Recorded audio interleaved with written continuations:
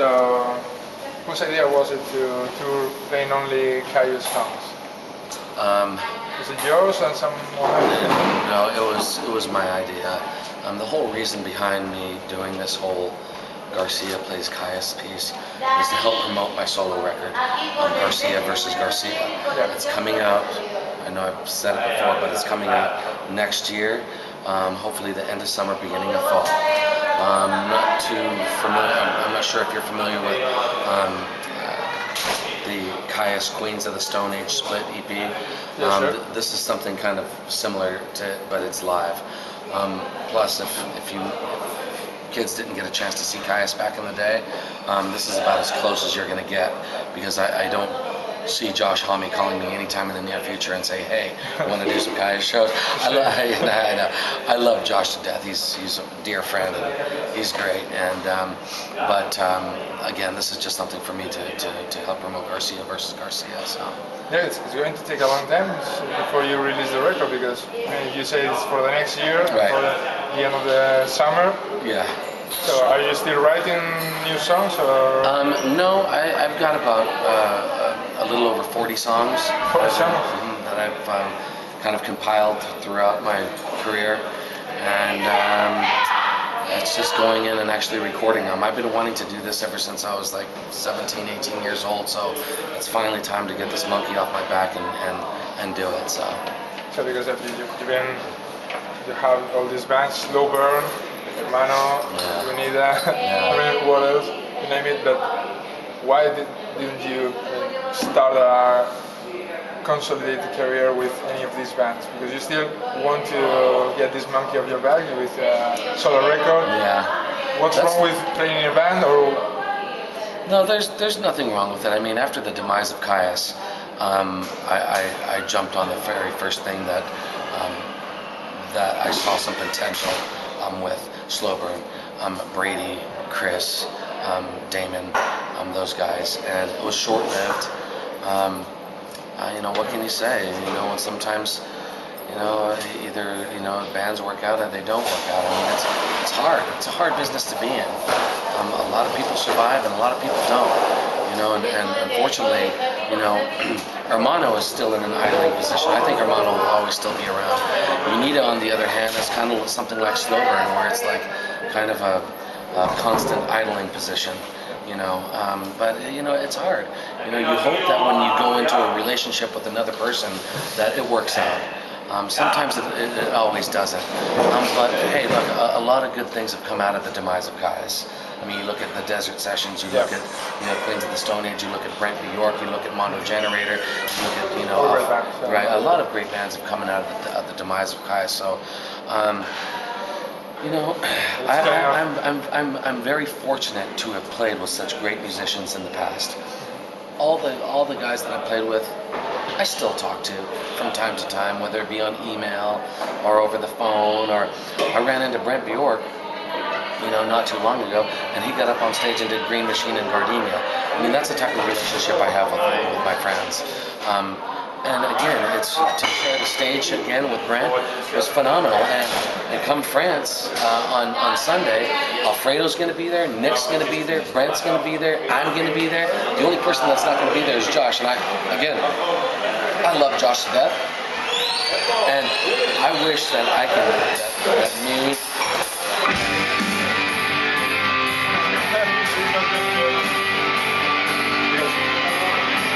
You say all these bands, all these people you love, and you talk about the bands like they were like girlfriends, and Kyuss is your big love.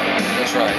Kyuss was like, will and always be my first girlfriend, the very first. Remember your first kiss? That's the way Kyuss was. And I'll always be recognized as the singer for Kyuss, always. And that's something that I embrace. A lot of people think that, me and Grant and Josh and fucking Scott are like this, when really, we're not like this at all. We're more like this.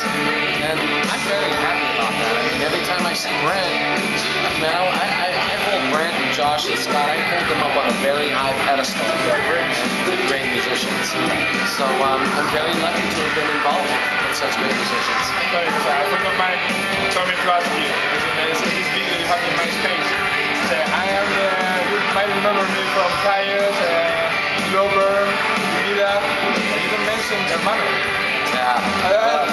She told me, asking why. Well, when I do those like little video clips, I sit down with the camera like that, and it's like, here, I gotta film myself. So I'm not really comfortable really filming myself. It's like, here, look at me. This is what I've gotta do. So I'm very clear. I could have went like, you know, Hermano, The Crystal Method, Misdemeanor, Dentro Jones, and you know, fucking, you know, Monkey 3 and these bands that I guessed appeared on, but it's something that I don't shine. It was a fuck up on my part, really. So. I'd like to mention Dentro Jones. Dentro Jones. Well, you were playing with Dentro Jones and some few gigs. Yeah. Is Dentro Jones actually writing some stuff for your solo record, or are you writing on your own? Dentro Jones actually wrote one song for my solo record. It's called 5,000 Miles. Denko's a great guy.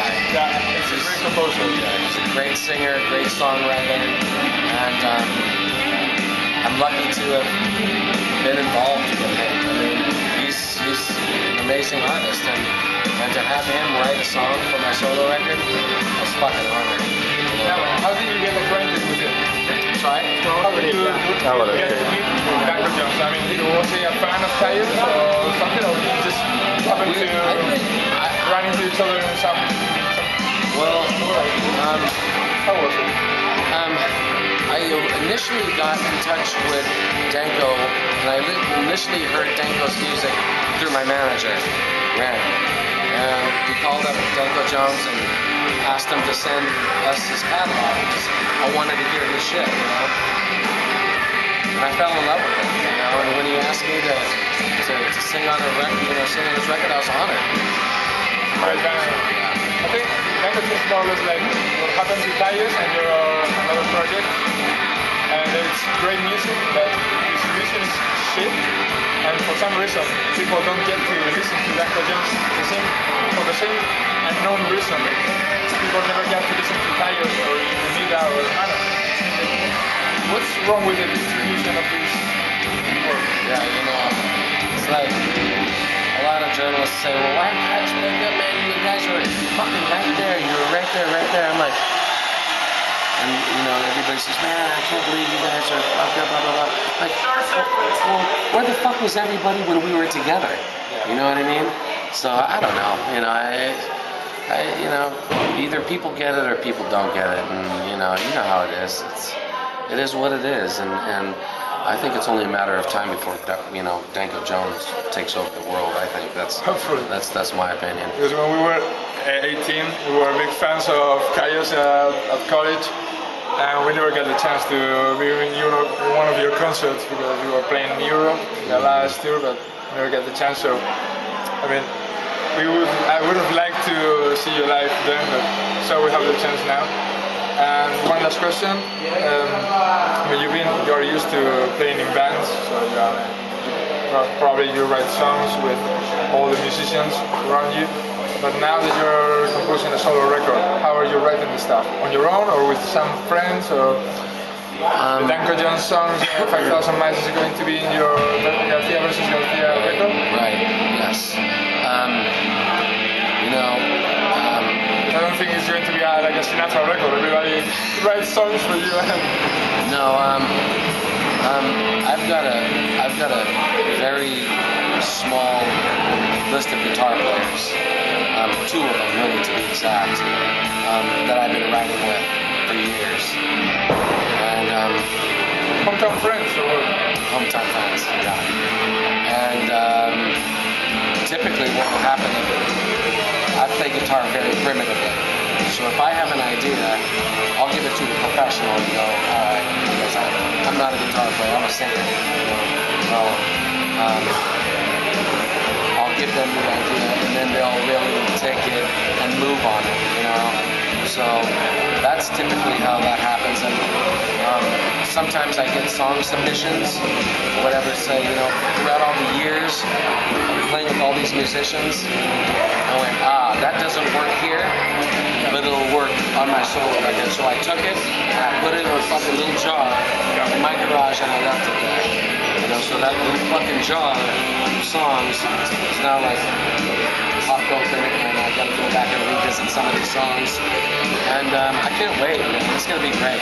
You know, it's definitely gonna be a rock record. It's gonna be heavy on melody, super heavy on melody. And when you put something that's melodic over something that's heavy, sometimes it marries well, sometimes it doesn't. I'm crossing my fingers, it marries well. Are you planning on touring Europe again with your solo record? Absolutely. Okay, and we'll see you there. Exactly. Thank you very much, John. Okay, man.